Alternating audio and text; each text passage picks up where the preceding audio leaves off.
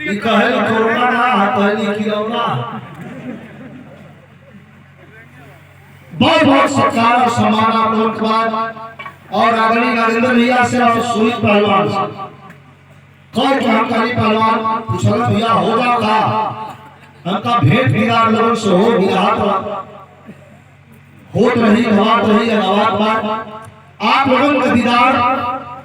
इस सच्चाई है मंच पर हम खड़ा होकर बात के स्वीकार करते हैं कि आप लोगों का दर्शन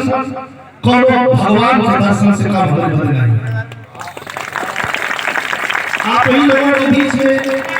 आप ही लोगों के चरण में यह जिंदगी भी नहीं पता नहीं चला कितनी उम्र चली गई है। नहीं तो ऐसा ऐसा हीरोइन पूछा कितना हुआ है सर। हमारे बीच में उपस्थित हमारे समाजवादी पार्टी के जुझारू नेता और हमारे बड़े प्रिय अजीज हमारे छोटे भाई गोपाल यादव जी,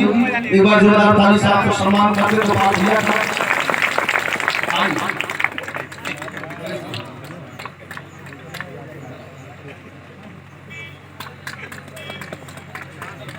और